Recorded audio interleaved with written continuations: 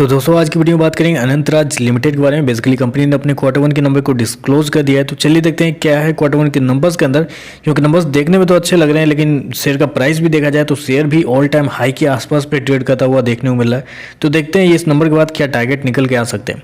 Data basically cross में दिया हुआ है। पिछले क्वार्टर की बात करें, पिछले क्वार्टर में 280 करोड़ के आसपास का कंपनी ने रेवेन्यू जनरेट किया था। पिछले साल 160 करोड़ के आसपास, अभी देखें तो बढ़ के 316 करोड़ के आसपास आ चुका है। तो साल दर साल देखें तो साल दर साल कंपनी का जो रेवेन्यू है उसके अंदर अप्रोक्सीमेटली 99% के आसपास की तेजी आपको देखने को मिलेगी। वहीं अगर क्वार्टर जाते हैं तो क्वार्टर भी कंपनी के रेवेन्यू के अंदर ऑलमोस्ट 12% के आसपास की तेजी है। तो क्वार्टर साल दर साल कंपनी का रेवेन्यू फिर से आपको बढ़ता हुआ देखने को मिला है। चलिए खर्चे क्या है वो देख लेते हैं। पिछले क्वार्टर में 221 करोड़ खर्च किए थे, पिछले साल 139 करोड़, अभी देखें तो कंपनी के खर्चे 268 करोड़ के आसपास आपको देखने को मिल रहे हैं। तो इस क्वार्टर में कंपनी की तरफ से एक गलती हो गई है। हर क्वार्टर में कंपनी अपने नंबर बहुत शानदार दिखा रही थी, लेकिन इस क्वार्टर में कंपनी ने थोड़ा सा गलती किया है। वो गलती यह है कि कंपनी का जो एक्सपेंस है वो इस क्वार्टर में बहुत ज़्यादा देखने को मिल रहा है कंपेयर टू पिछले क्वार्टर। क्योंकि मैंने आपको क्या बताया कि 11% के आसपास का रिवेन्यू जंप है।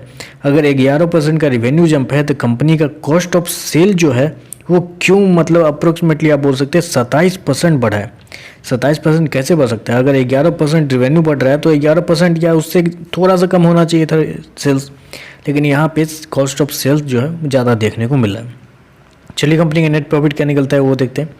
पिछले क्वार्टर में 48 करोड़ का प्रॉफिट था, पिछले साल 24 करोड़ के आसपास, अभी देखें तो कंपनी का प्रॉफिट 50 करोड़ के आसपास है। तो अभी आपको लगेगा कि क्वार्टर तो फिर भी कंपनी का प्रॉफिट अच्छा है। हालांकि क्वार्टर कंपनी का प्रॉफिट अच्छा इसलिए है क्योंकि कंपनी को बहुत अच्छे से पता रहता है कि उसको कहाँ पे एडजस्ट करना है ताकि उनका प्रॉफिट दिखे। तो कंपनी ने इस क्वार्टर में टैक्स के रूप में बहुत कम पे किए हैं। पिछले क्वार्टर में थोड़ा सा ज़्यादा था, उस वजह से कंपनी का जो प्रॉफिट है वो आपको ज़्यादा देखने को मिला। क्योंकि अगर टैक्स से पहले का अगर प्रॉफिट देखें, पिछले क्वार्टर में 69 करोड़ के आसपास का प्रॉफिट था, अभी देखें तो मात्र 57 करोड़ के आसपास। मतलब कि आप बोल सकते हैं 15% के आसपास की गिरावट है कंपनी के प्रॉफिट के अंदर क्वार्टर। जबकि साल दर साल जाते हैं तो साल दर साल कंपनी का जो प्रॉफिट है ऑलमोस्ट डबल होता हुआ देखने को मिला है। जैसा कंपनी का रेवेन्यू हुआ है वैसा कंपनी का प्रॉफिट हुआ है। लेकिन क्वार्टर देखें तो क्वार्टर कंपनी का रेवेन्यू भी 12% गिरा है और कंपनी का प्रॉफिट भी देखें तो 15% आपको गिरता हुआ देखने को मिल रहा है। ईपीएस की बात कर लेते हैं। पिछले क्वार्टर में कंपनी का ईपीएस ₹1.52, पिछले साल 84 पैसे, अभी देखें तो ₹1.56। तो ईपीएस बेसिकली नेट प्रॉफिट के ऊपर कैलकुलेट किया जाता है, इसलिए आपको ज़्यादा देखने को मिल रहा है। तो ओवरऑल देख रहे तो मेरे हिसाब से ये जो नंबर कंपनी दिए ये नंबर उस हिसाब से तो अच्छे नहीं लग रहे हैं जिस प्रकार का शेयर प्राइस चल रहा है। क्योंकि शेयर प्राइस की अगर बात की जाए तो शेयर 204 रुपये पे आसपास आपको पहुंचता हुआ देखने को मिला है। एक साल पहले की बात करें तो एक साल पहले यही शेयर आपको मिल रहा था 67 रुपीज़ के आसपास। जी हाँ, 67 से 204 रुपये पहुँच गया है शेयर एक साल के अंदर। आप समझ रहे, एक साल के अंदर ये शेयर आपको 3 गुना का रिटर्न बना के दे चुका है।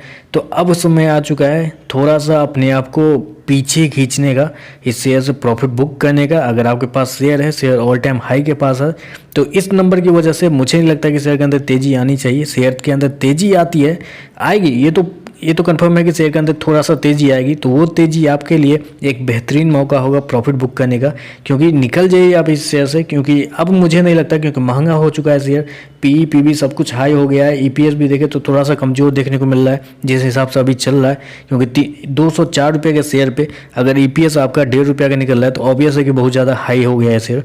तो ओवर वैल्यू टाइप का ये शेयर बन रहा है। तो मेरे हिसाब से प्रॉफिट बुक कीजिए या निकल जाइए इन शेयर से। अगर निचले स्तर पर फिर मिलता है तो फिर एंट्री कीजिए, वो ज़्यादा बेहतर होगा। लेकिन मेरे हिसाब से अभी इस शेयर के लिए एंट्री किए रहना मेरे हिसाब से बहुत बड़ा खतरा हो सकता है आपके लिए। तो बस आज के लिए बस इतना ही। वीडियो पसंद आए तो लाइक कीजिएगा, साथ में साथ चैनल को सब्सक्राइब जरूर कीजिएगा। धन्यवाद।